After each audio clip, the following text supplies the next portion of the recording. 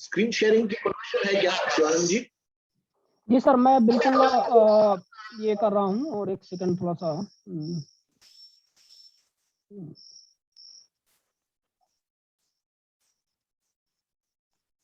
आत्मदीप साहब ने काफी इंटरेस्टिंग किस्से बताए, पर मेरा ये मानना है कि मूल पे कहीं कुछ इलीगल हो रहा है, जिसको अगर हम सब मिलके इसको अपोज करना शुरू करें तो हम कुछ इसका हल निकाल सकते हैं। हाँ शिवानंद जी, मैं स्क्रीन शेयर कर सकता हूँ? जी जी सर, बिल्कुल।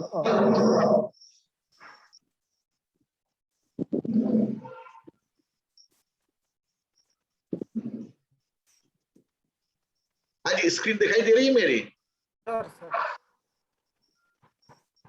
Some points for high court stays in RTI cases, जैसे आत्मदीप साहब ने बताया, स्टेज बहुत नॉर्मल है। राहुल जी ने भी जैसे कहा कि स्टे तो जैसे मांगने पे मिल जाते हैं। आत्मदीप साहब ने ये कहा कि उनको केस गिराने के लिए वो अगर केस ना भी स्टे दे तो भी उनका एक केस तो हो जाएगा। मतलब केस का आंकड़ा गिराने के लिए स्टे दे या ना दे, एक ही उसको रिजल्ट मिलेगा मेरे हिसाब से। मगर मैं कुछ बातें रखना चाहता हूं कि मेरे हिसाब से गैर संवैधानिक है, गैर कानूनी है स्टे देना, unless certain conditions are satisfied. Section 23 RTI act का कहता है, no court shall entertain any suit application और other proceedings in respect of any order made under this act, and no order shall be called in question other than by an appeal under this act. Thus, courts cannot hear appeals against information commissions. ये बात बहुत clear है कानून के अंदर कि court information commission के निर्णय के विरुद्ध में अपील नहीं सुन सकता है। ये बार किया गया है। मैंने ये देखा है, जब मैं भी कमिश्नर था तो कुछ स्टेज लेके आते थे लोग, और एक दो में तो ऐसा देखा था कि ऊपर लिखा था appeal against commission decision, appeal पे व्हाइट इंक लगा के ऊपर रिट पेन से लिख दिया था। तो रिट और अपील दो अलग चीजें हैं, जो फर्क मेरे हिसाब से इंडिया की हाई कोर्ट्स नहीं करती है और ज्यादातर लीगल प्रोफेशन भी नहीं करता है। और ये बात कोर्ट्स के सामने अगर लाई जाए तो मैं समझता हूँ कोर्ट्स भी थोड़ा तो ध्यान देंगे। कुछ कोर्ट्स शायद लापरवाह हो, बट कुछ कोर्ट्स जरूर इस पे ध्यान देंगे। आर्टिकल 226 के तहत वो कहते हैं कि हम इसको रिट के तौर पे सुनते हैं, अपील नहीं है ये। उसको ऊपर रिट लगा दिया तो रिट नहीं बनता है। हम पढ़ ले article 226, power of high court to issue certain writs. Notwithstanding anything contained in Article 32, every high court shall have powers throughout the territories in relation to which it exercises jurisdiction to issue to any person or authority, including in appropriate cases any government within these territories, directions, orders or writs, including writs of the nature of habeas corpus, mandamus, prohibitions, quo warrant and certiorari, or any of them for the enforcement of any rights conferred by Part 3 for any other purpose. अब दो चीजें बहुत महत्व की हैं। जब information commission के orders को चैलेंज होता है तो रिट ऑफ सर्टियरी कहा जाता है उसको।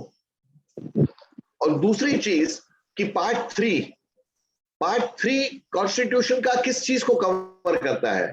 फंडामेंटल राइट्स को कवर करता है। और फंडामेंटल राइट्स पब्लिक अथॉरिटीज के हो सकते हैं क्या? ये बात भी मेरे हिसाब से लॉयर्स को चैलेंज करनी चाहिए, इंफॉर्मेशन कमिश्नर को चैलेंज करनी चाहिए, सिटीजन को चैलेंज करनी चाहिए कोर्ट्स के अंदर। जहां तक मैंने सुना है, मैंने ऐसी चैलेंज होती हुई देखा नहीं है कोर्ट्स के तहत। अभी रिट क्या है और अपील क्या है? कई लॉयर्स और जजेस से मैं बात की है, वो कहते हैं रिट भी सेम है, अपील भी सेम है, जो गलत है, सरासर गलत है। रिट अलग चीज है, अपील अलग चीज है। मेक्सिको के अंदर ये माना जाता है कि रिट जुरिस्डिक्शन सिर्फ सिटीजन्स को हो सकता है, सिटीजन्स के फंडामेंटल राइट्स हो सकते हैं। पब्लिक अथॉरिटीज की रिट मानी नहीं जाती है, हाई कोर्ट सुनती नहीं है वहां पे मेक्सिको में। हम देख ले ये क्या कहता है। हरिविष्णु कामत में सुप्रीम कोर्ट ने कहा था, सर्टियरी will be issued for correcting errors of jurisdiction. Certiorari will be issued when the court or tribunal acts illegally in the exercise of its undoubted jurisdiction, as when it decides without giving an opportunity to the parties to be heard or violates the principle of natural justice. The court issuing a writ of certiorari acts in exercise of a supervisory and not appellate jurisdiction. ये supreme court का चुकाना है कि ये appeal नहीं है, ये supervisory है, ये appellate jurisdiction नहीं है. One consequence of this is that in the court will not review findings of a fact reached by the inferior court or tribunal even if they be erroneous. Penalty के सब matters matter of fact पे depend होते हैं. उसको appeal ही कहना चाहिए, उसको writ बोलने से बदल नहीं जाते. आप आदमी को शेर बोल दे तो उससे वो शेर नहीं बन जाता. नाम, ये तो नाम की बेईमानी है, और इस नाम की बेईमानी को अनफॉर्चुनेटली आरटीआई वाले बहुत अपोज नहीं कर रहे हैं जम के. An error in the decision or determination itself may be amenable to a writ of certiorari if it is a manifest error apparent on the face of the proceedings. For example, when it is based on clear ignorance or disregard of the provisions of law. In other words, it's a patent error which can be corrected, जिसको obvious कहते हैं, दिखने पे ही लगे, और वैसा निर्णय तो कोर्ट तुरंत दे सकती है, उसके लिए स्टे देने की कोई जरूरत नहीं है. मेरे हिसाब से जब भी कोई स्टे मिलता है, हम इस ग्राउंड पे अपोज नहीं करते हैं. लीगल प्रोफेशन तो खास तौर पे नहीं करता है. लॉयर्स मैंने देखा है बहुत रिलक्टेंट है ये कहने को, उनके हिसाब से कोर्ट जो बोले वो भगवान. कोई भगवान नहीं होते हैं, न मेरे पद प्रधान भगवान होते हैं, न मेरे प्रेसिडेंट भगवान होते हैं, न इंफॉर्मेशन कमिश्नर्स, न कोर्ट्स. हर चीज को कानून के हिसाब से और कॉन्स्टिट्यूशन के हिसाब से चैलेंज करना जरूरी है. ये चैलेंज बहुत ही जरूरी है. अभी सुप्रीम कोर्ट का और एक चुकादा है, देवराय, सूर्यदेव राय वर्सेस रामचंद्र राय, जिसमें सुप्रीम कोर्ट ने ये कहा, सर्चरी under Article 226 of the Constitution is issued for correcting gross errors of jurisdiction. That is when a subordinate court is found to have acted without jurisdiction by assuming jurisdiction where none exists, or in excess of its jurisdiction by overstepping or crossing the limits of jurisdiction, or acting in flagrant disregard of law or the rules of procedure of acting in violation of these principles of natural justice, where there is no procedure specified and thereby occasioning failure of justice. Suryadev राय के case में भी supreme court ने करीब करीब वही दोहराया है. 2003 का ये चुकादा है सुप्रीम कोर्ट का. ये दोनों चुकादे बहुत महत्व के हैं, और मैंने ये मेरे एक्सपीरियंस में देखा है कि ज्यादातर लॉयर्स या जजेस को पता ही नहीं होता इन सुप्रीम कोर्ट के जजमेंट्स के बारे में. राहुल जी ने या अकमलदीप साहब ने कहा कि एक भी ऐसा केस नहीं है. एक केस बॉम्बे हाई कोर्ट का मुझे मिला है, मगर वो बहुत ही रेयर केस है. बॉम्बे हाई कोर्ट का एक केस है जहां पे skill infrastructure versus state information commissioner, जहां बॉम्बे हाई कोर्ट ने ये कहा था, even a possible view taken by the state information commissioner cannot be a reason to interfere with the same while exercising the powers under certiorari. मतलब यदि गलत opinion भी form किया हो कमिश्नर ने, तो certiorari के तहत उसको करेक्ट नहीं किया जा सकता. Having considered the challenge by the petitioners, in our opinion, the impugned order does not suffer from any infirmities on any of the grounds set in the above observations, and therefore it does not call for interference in this petition. Hence, this petition must fail on the threshold, and same is hereby rejected summarily. जब भी कोई stay भी दिया जाए, supreme court के ही काफी चुकादे हैं कि विदाउट रीजंस कोई ऑर्डर ठीक नहीं माना जाता, जुडिशियल या क्वासी जुडिशियल. तो स्टे के लिए भी रीजन देना जरूरी है. और सुप्रीम कोर्ट के कई चुकादे हैं जो आत्मदीप साहब ने रेफर किया था कि जिसमें इरिवर्सिबल हार्म दिखाना चाहिए अगर ये स्टे नहीं दिया तो. जैसे कि अगर कोई मकान तोड़ने की बात है, डिमोलिशन की बात है, तो आप जाके स्टे लेते हैं, आप कहते हैं कानूनी तौर पे गलत है, अगर ये मकान डिमोलिश हो गया तो वापस नहीं बन सकता है. सही बात है. आरटीआई के तहत पेनल्टी, जैसे आत्मदीप साहब ने कहा, पेनल्टी तो लौटाई जा सकती है, सरकार भाग नहीं जाएगी. सरकार 25,000 के लिए गरीब नहीं हो जाएगी, दिवाला नहीं निकालेगी. तो पेनल्टी के मैटर में तो स्टे देना ही नहीं चाहिए. दूसरे मैटर्स में भी ये सर्चरी का क्राइटेरिया सेटिस्फाई करता है, ये कहना चाहिए, और ये कहने के लिए फोर्स मेरे हिसाब से एप्लीकेंट्स को या लॉयर्स को, कोर्टों को समझाना चाहिए.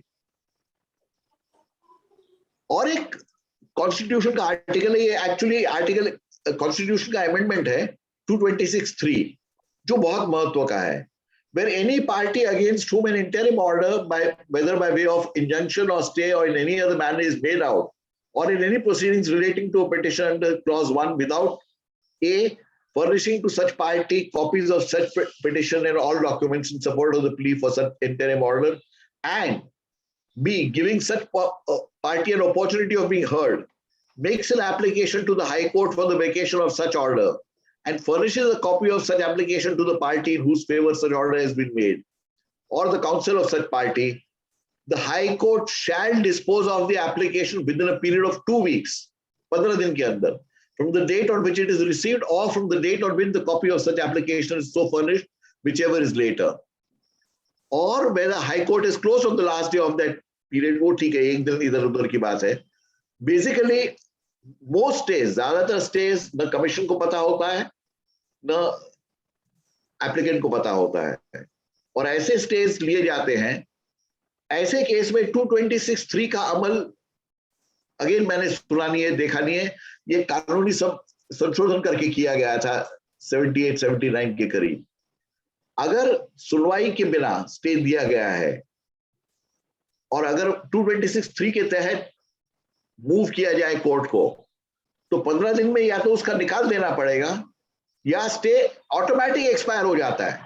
6 महीने की बात नहीं आत्मदीप साहब, 15 दिन के अंदर अगर स्टे की सुनवाई नहीं हुई तो ऑटोमेटिक वो स्टे वेकेट हो जाता है. ये संविधान में लिखा है, कानून की भी बात नहीं कर रहा हूं, ये संविधान की बात कर रहा हूं.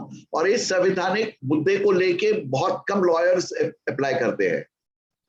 मैं अभी तक I have not come across any lawyer who has used it. और यूज मेरे केस में ऐसा हुआ था, हमने ये यूज किया था, और मगर हाईकोर्ट को भी शर्म आई ये कहते हुए कि we are not equipped to do this. मगर 226(3) संविधान का बहुत ही महत्व का आर्टिकल है जिसका हमें यूज करना चाहिए. और वापस कहूंगा, लॉयर्स या एप्लीकेंट्स को ये कोर्ट के लाना चाहिए. Where a stay is obtained by a public authority under a penalty order or order for disclosure of information by the Information Commission. Article 226 deals with violation of rights under Part 3 of the Constitution, which deals with fundamental rights. A public authority को fundamental rights नहीं है, Part 3 के अंदर public authority नहीं आ सकती है. कुछ तो निर्णय थे High Courts and Supreme Court. The court must test it on the grounds of Supreme Court's judgment in the Hari Vishnu Kamath and Surya Dev Ram case. दोनों सुप्रीम कोर्ट के judgements हैं, या तो सुप्रीम कोर्ट के इस judgement को overturn किया जाए, जिसके लिए 2 जज नहीं कर सकते, हाई कोर्ट तो कर ही नहीं सकती है. तो ये चैलेंज होना चाहिए कि आप बताइए सर आपके आदेश में कि सूर्यदेव राम और हरि विष्णु कामत का क्राइटेरिया फॉलो होता है इस जुरिसडिक्शन में. Refer to the Bombay high court judgment in skill infrastructure. Bombay high court का जजमेंट जो मैंने स्किल इंफ्रास्ट्रक्चर बताया, उसको आप कोट कीजिए. The court must justify using the power of writ and what irreparable harm would occur if the order was not delayed. Court से ये appeal कीजिए politely but firmly कि सर आप बताइए कि ये रिट को अगर आपने स्टे नहीं दिया, पहले तो ये रिट है ये बताइए. दूसरा कि फंडामेंटल राइट कैसे है पब्लिक अथॉरिटी के. तीसरा, अगर आप स्टे नहीं देंगे तो क्या इरेवोकेबल हार्म आ जाएगा. Most cases में irrevocable harm नहीं आना है. In most cases, the stay is obtained without the knowledge of the RTA applicant. In such cases, move the court to disclose the matter within 2 weeks, failing which the stay would stand vacated as per Article 226(3)(b) of the Constitution. अगर 15 दिन में जवाब नहीं दिया, उसका निकाल नहीं दिया, तो ये वेकेट हो जाता है. आत्मदीप साहब ने कुछ केसेस में ऐसे जिक्र किया कि जहां पे कोर्ट ने कहा कि इतने दिनों में इसको आप सेटल करो. मैं मानता हूं वो बेसिक है आरटीआई एक्ट के तहत, और वो सब इंफॉर्मेशन कमीशन पे इंपोज होना ही जरूरी है, और इंफॉर्मेशन कमीशन को भी रास्ता निकालना चाहिए ये करने के लिए. ये नहीं निकालें तो ये गलत हो जाएगा.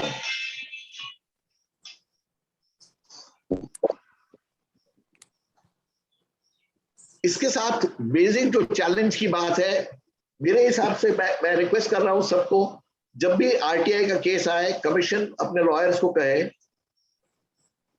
एप्लीकेंट्स अपने लॉयर को कहे, या अगर पर्सन लॉयर ना रख सके आप इन पर्सन जाके अपोज कीजिए और कहिए कि सर आप स्टे कैसे दे रहे हैं, ये बताइए हमें ये बताइए कि रिट जुरिसडिक्शन में कैसे आता है।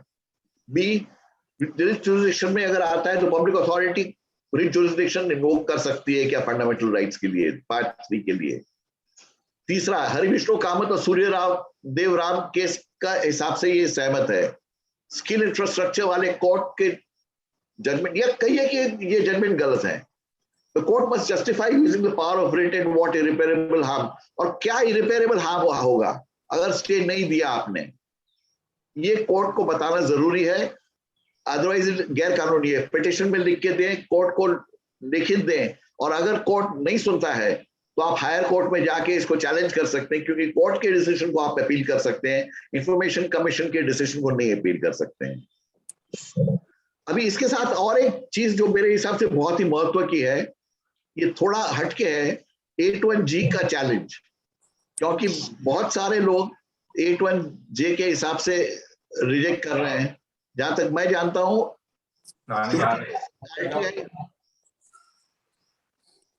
50% RTI ऐसे रिजेक्ट हो रहे हैं 81J का हवाला देके। 81J क्या कहता है? Information which relates to personal information, the disclosure of which has, ये पढ़ता नहीं हूं।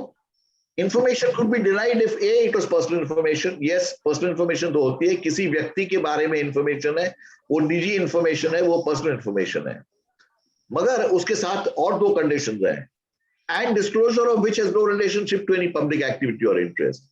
जो भी कहता है कि 81J क्लेम करता है, उसको बोलिए कि आप डिक्लेयर कीजिए ये पब्लिक एक्टिविटी है या प्राइवेट एक्टिविटी है, और it is unwarranted invasion of the privacy of the individual, privacy को वायलेट करता है। तो प्राइवेसी क्या है, इसके लिए आर्टिकल 19(2) देखना चाहिए जो नीचे दिया है। The only permissible restrictions on article 19(1)(a) are given in article 19(2), which permits reasonable restrictions in the interest of sovereignty and integrity of India, the security of the state, friendly relations with foreign states, public order, decency or morality, or in relation to contempt of court, defamation or incitement to an offense. Privacy को लागू दो ही words हैं इसमें, decency और morality, और जो चीज decency और मोरालिटी वायलेट करता है वो प्राइवेसी में आता है, हर चीज प्राइवेसी में नहीं आ सकता है। मगर एक बहुत ही इंपॉर्टेंट प्रोवाइजो है, provided that the information which cannot be denied to parliament or state legislature shall not be denied to any person। तो भी कहता है 81J में क्लेम करता है एग्जम्पशन, उसे ये डिक्लेयर करना चाहिए, कमिश्नर है, PIO है, अपेलेट अथॉरिटी है या कोई जज है, सुप्रीम कोर्ट के जज भी हो, उन्हें ये डिक्लेयर करना चाहिए कि हमारे हिसाब से ये सूचना हम पार्लियामेंट को या स्टेट लेजिस्लेचर को नहीं देंगे, और जो सूचना डिसेंसी और मोरालिटी को वायलेट करता है, जैसे किसी का रेप हुआ उसकी डिटेल हो, इस प्रकार के जो इंफॉर्मेशन है, पार्लियामेंट को भी नहीं देनी चाहिए, किसी व्यक्ति को भी नहीं देनी चाहिए।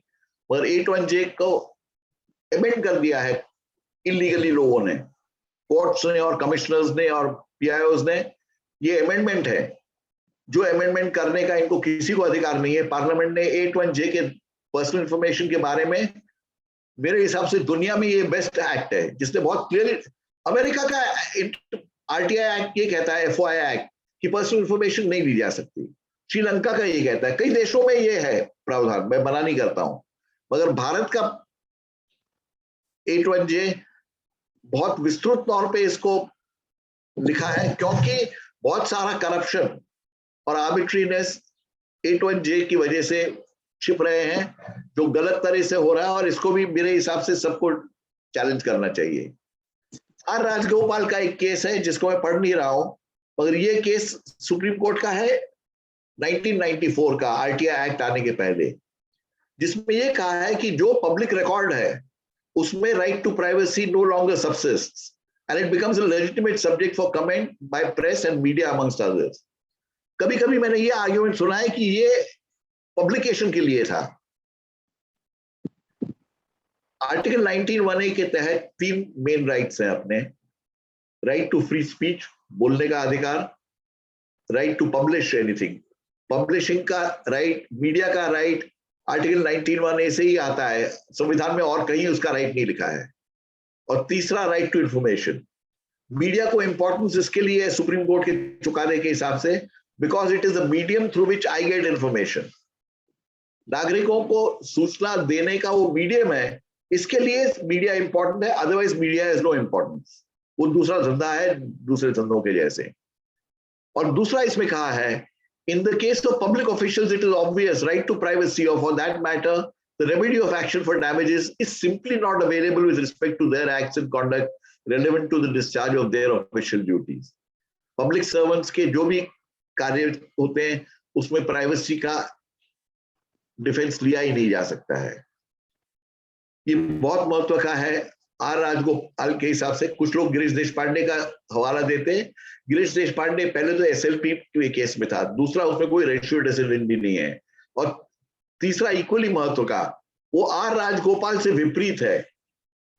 गिरीश देशपांडे के 2 जजेस को कोई अधिकार नहीं था आर राजगोपाल को ओवरराइड करने का विदाउट अ लार्जर बेंच। ये लार्जर बेंच नहीं था तो गिरीश देशपांडे का जजमेंट मेरे हिसाब से पर इंक्यूरियम है, कानूनी तौर पे गलत है, कॉन्स्टिट्यूशन से सहमत नहीं है। Thank you. अगर कोई और जो लॉयर्स हैं या दूसरे लोग हैं आज के सेमिनार में, अगर आपको लगता है मैं गलत हूं, क्योंकि मैं चैलेंज कर रहा हूं सुप्रीम कोर्ट के इंटरप्रिटेशंस को, कमीशंस के इंटरप्रिटेशंस को, अगर आपको लगता है गलत है जरूर आर्ग्यू कीजिए और मुझे बताइए कि कैसे गलत हो। I will be very happy to get challenge. Discussion हो, डिबेट हो कि अपना आरटीआई कानून क्या कहता है। ये डिस्कशन और डिबेट नहीं होती है। कोर्ट कुछ भी बोल देता है अपने हिसाब से और हम भी सुन लेते हैं और कहते हैं कोर्ट ने ऐसा कहा, कोर्ट ने वैसा कहा। इस पे हम चर्चा करें। अगर चर्चा करते रहेंगे, गलतियां अपनी समझ की गलतियां भी हम देख सकते हैं, कोर्ट की गलतियों के बारे में चर्चा करें, तब कुछ दबाव बनेगा, कुछ देश में फर्क आएगा, बदलाव आएगा। आज इंडिपेंडेंस डे है। इस दिन पे खास तौर पे मैं आप सबको याद दिलाना चाहूंगा, देश प्रेम मतलब सिर्फ झंडे के सामने खड़े रह के राष्ट्र गान गाना वो देश प्रेम नहीं है, वो चिन्ह है। It's a token, it's a symbol. सच्चा देश प्रेम ये है कि मैं देश के लिए खटूं, देश में जो गलत हो रहा है उसको ठीक करने की कोशिश करूं। ये सच्चा देश प्रेम है। और आज की तारीख में सबको रिक्वेस्ट करता हूं कि जो गलत हो रहा है सूचना के अधिकार के कानून को, उसको ठीक करिए, नहीं तो भारत की लोकशाही पे असर होगा, सूचना का अधिकार दफन हो जाएगा। कानूनी तौर पे वो गलत है, इसको हम सबको अपोज करना चाहिए। रिक्वेस्ट कर रहा हूं लॉयर्स जब भी कोर्ट में खड़े हो ऐसे केस में, या केस ऐसा लेके जाके चैलेंज करें कोर्ट को। अगर एप्लीकेंट भी खुद पर्सन में अपीयर होना चाहता है तो वो भी चैलेंज करें कोर्ट को। यही मुद्दे लेके आप चैलेंज कीजिए, कोर्ट का निर्णय ठीक है सर आंखों पे, और चैलेंज तो करें हम। धन्यवाद। धन्यवाद गांधी सर। और हमारे बीच में वकील गण जुड़े हुए हैं। नित्यानंद जी, कोई डाउट्स हैं आप लोगों के, कुछ आर्ग्यू करना चाहते हैं तो गांधी जी उपलब्ध हैं। मैं तो आपसे शुरू से कह रहा हूं कि मैं सर से सहमत हूं इस विषय में। मैं भुक्तभोगी हूं, मुझे अपीलांट की तरफ से मुकदमे लड़ने पड़ते हैं, तो मुझे मालूम है कि क्या स्थितियां हैं। कोर्ट जो सबसे बड़ी समस्या है न्यायालयीन प्रक्रिया में, कि जो अभी आपने एक वीडियो भी वायरल किया था, देखा भी है, कि कोर्ट का व्यू ही आरटीआई के अगेंस्ट है। वो मामला आया कि स्टे, उनको लगता है कि नहीं सारी गलती आपने आरटीआई लगा के, आपने पीआईएल लगा के सारी गलती आपने की, आप क्यों आए ये कहने की गलत हो रहा है समाज में, सबसे बड़ी गलती आपकी है। ये समस्या है इस देश की। मैं सहमत हूँ, पूर्णतः सर से सहमत हूँ इस विषय में। सर ने काफी चीजें बड़ी लीगली वे पे कही और सारी बातें सही हैं। कोर्ट इंटरफेयर नहीं कर सकती है जो matter of appeal. They are not appellate authority. They are entertaining the petition as a writ petition. तो उसके certain limitations हैं, आप उस limitation से ऊपर जाके नहीं entertain कर सकते। अब ये चीजें न्यायालय को बताने और उस पे दृढ़ता के साथ लड़ने की आवश्यकता है। और मैं प्रयास करूंगा कि सर का जो मार्गदर्शन है उस मार्गदर्शन में मैं प्रयास कर सकूं। अरे कोई तो होगा जो कोर्ट को डिफेंड करेगा। नित्यानंद जी एग्री करते हैं, बट कोई तो लॉयर होंगे, एप्लीकेंट होंगे जो कहेंगे कि ये गलत है, क्योंकि ये चर्चा ही नहीं होती है। हम सब बकरियों की तरह सुन लेते हैं न चर्चा, या ये कहें कि हम कोर्ट को जाके बताएंगे, कुछ करेंगे। राहुल जी ने जैसे सजेस्ट किया, इसमें आगे क्या किया जा सकता है, मतलब इस बारे में चर्चा हो जाए। एक दो तीन चीजें मैं सजेस्ट करूंगा। एक तो जब भी ऐसा केस हो, कमीशन के लॉयर्स को भी ये इंस्ट्रक्शंस दी जाए कि ये आपको कहना है पिटिशन में, सबमिशंस में ये कहना है। कोर्ट को निर्णय देने को फोर्स तो कीजिए। एप्लीकेंट्स को जब इन्वॉल्व होते हैं, उनका फेवरेबल निर्णय ओवरटर्न होता है, वो करें, लॉयर्स करें और इस पे ज्यादा चर्चा और बहस करें। और अगर आप लोग तो मीडिया में बहुत पावरफुल लोग हैं, मीडिया में इस चर्चा को रेस कीजिए, मीडिया में आर्टिकल्स लिखिए कि ये गलत है। कमिश्नर्स भी आर्टिकल्स लिख सकते हैं। मैं जब इंफॉर्मेशन कमिश्नर था, मैंने भी आर्टिकल्स लिखे हैं टाइम्स ऑफ इंडिया में, और आपके आर्टिकल्स जरूर छपेंगे। ये सवाल तो उठाइए कि ये कैसे रिजुरिडिक्शन में आता है, ये कोर्ट्स को कहना चाहिए। और अगर सिटिंग कमिश्नर्स करेंगे तो इसकी बहुत अहमियत होती है। मैं आपसे ही रिक्वेस्ट करूंगा, मैं एम्बैरेसमेंट कॉज करता हूं, मगर रिक्वेस्ट करूंगा कि आप सोचिए इसके बारे में। अगर आप आर्टिकल लिखेंगे तो जनता छापेगी, टीवी वाले छापेंगे। इसको हम लेवल पे रेस करें। शिवानंद जी बड़े अच्छे लीडर हैं, लोगों के उनको एनकरेज करना, कैसे जमा करना आता है, तो वो इस पे कुछ करें। चिट्ठियां लिखी जाए, जैसे राहुल जी ने कहा, चीफ जस्टिस को अगर आप चिट्ठी लिखेंगे कि भाई ये गलत है, और क्यों ना इंफॉर्मेशन कमिश्नर आत्मदीप साहब अगर जुड़ जाए, और भी इंफॉर्मेशन कमिश्नर रिटायर्ड और सिटिंग को जमा करके, अगर हम 10 इंफॉर्मेशन कमिश्नर साथ में मिलकर अगर चिट्ठी लिखेंगे तो उसका बहुत असर होगा। और वापस दोहराता हूं, मेरे जैसे भूतपूर्व कमिश्नर्स का कम वजन पड़ता है, जो अभी होते हैं उनको कोई इंपॉर्टेंस देते हैं, भूतपूर्व को तो खैर भूत हो गए वो। सालेह सर, मैं एक बात कहना चाहूंगा। सालेह सर। ठीक है, तो मैं इसमें तैयार हूँ शैलेश गांधी जी। इनफैक्ट अगर आप ऐसा कोई ज्वाइंट पिटिशन तैयार कर रहे हैं चीफ जस्टिस के नाम पर, chief justice of India and the other high court justices of India, उनके नाम पे, तो हम इसमें I mean I would be one of the signatories. तो मैं इसके लिए तैयार हूँ, और आप इसमें पहल करिए, और जितने दूसरे जो इंफॉर्मेशन कमिश्नर्स हैं अगर वो भी ऑन बोर्ड आए और साइन करें तो बेहतर होगा। अदरवाइज मैं तो हूँ तैयार। Thank you sir, thank you very much. और आप मीडिया में भी इसके लोगों को बोलिए लिखने को, टीवी वालों को इंटरव्यू दीजिए अगर हो सके तो, उनको आपकी बात सुनेंगे लोग। सर आप as it is one of the most popular information commissioners हैं देश के। शैलेश भाई, मैं थोड़ा सा इंटरप्ट कर रहा था। विजय सिंह पालीवाल बोल।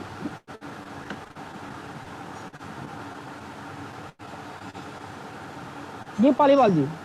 हाँ शैलेश भाई, जैसे मैं बोल रहा हूँ कि न्यायपालिका भी आरटीआई के दायरे में आती है। आपसे जैसे एक बार मेरा डिस्कशन हुआ था कि न्यायपालिका के अंदर, जैसे हाई कोर्ट के अंदर भी विजिलेंस होती है, तो मैंने करप्शन इन कोर्ट का एक केस उठाया था। तो न्यायपालिका खुद ही आरटीआई का जवाब नहीं देती है। आपको पता हो तो मैंने इनका न्यायपालिका का भी जो जाता है, जब आरटीआई का जवाब नहीं देती है तो उसकी अपील भी स्टेट सूचना आयोग में लाई करती है। मैंने खुद ने भी लगा रखी है। और सबसे ज्यादा अगर ओपेसिटी अगर कहीं है तो न्यायपालिका विजिलेंस के अंदर है। तो मैं तो ये बोलता हूं कि न्यायपालिका के अंदर के जो मुद्दे हैं उसके अंदर जो आरटीआई एप्लीकेबल होने चाहिए वो भी हमारे को उठाना चाहिए। Thank you very much. मेरा तो ये सुझाव है दोस्त, जब ये शुरू हुई ये एक्ट, तब मैं भी ऐसे एंथुसियास्टिक था। मैं ये मानता हूं कि हमने भारत के न्याय कानून के तहत जुडिशरी को इंक्लूड नहीं करना चाहिए था। हमने ये बहुत बड़ी गलती कर दी। जुडिशरी को छोड़ दीजिए, बाकी सब जगह तो पारदर्शिता लेके आइए, जुडिशरी को बाद में 20 साल बाद देख लेंगे। हमने कोशिश की कि सबको हम पारदर्शी बना दें, इसमें हम बहुत बड़ा मार खा गए। मैं कुछ कहना चाहता हूँ शैलेश भाई, थोड़ा सा इंटरप्ट कर रहा हूँ मैं। सबसे ज्यादा जो अगर क्षति अगर कहीं होती है, अगर पब्लिक को भी होती है या किसी को भी होती है, तो वो न्यायपालिका से होती है। जब अपन उनको, जिनको अपन भगवान मान के चलते हैं और वही गलतियां करें और फिर वो गलतियों को ठीक भी नहीं करें, तो पहले तो आपको उनकी गलतियों का पता नहीं चलेगा। आरटीआई के दायरे में आना चाहिए। कम से कम आपके कोई चीज अगर हुआ है या कोई फैसला लिया है इसके बारे में, डिसिप्लिन के बारे में, I am talking about the vigilance in courts, sir तो ये पता होना चाहिए। ये मामला ऐसा है, किसी ने मुझे पूछा, मैं भी बहुत सालों से ये सब बातें करता हूँ, लिखता भी हूँ, और अभी 74 की साल में जेल में जाने की कोई इच्छा नहीं है। मगर मैंने किसी को कहा किसी ने पूछा कि आप इन मामलों में, कोर्ट्स के मामले में और आरटीआई के मामलों में कहां पहुंचे, मैंने कहा मैंने हिमालय को धक्का मारा। हिमालय तो नहीं हिला, मगर मैं पसीना पसीना छूट गया मेरा, और मैं खुश हुआ कि मैंने हिमालय को धक्का मारा। कुछ चीजें हम नहीं अचीव कर सकते जिंदगी में, उसको छोड़ देनी चाहिए, मैं हिसाब से समझता हूँ। जी भास्कर प्रभु जी भी जुड़े हुए हैं। भास्कर प्रभु जी, स्वागत है। मैं शैलेश गांधी से पूरा सहमत हूँ। इस चीज में जरूर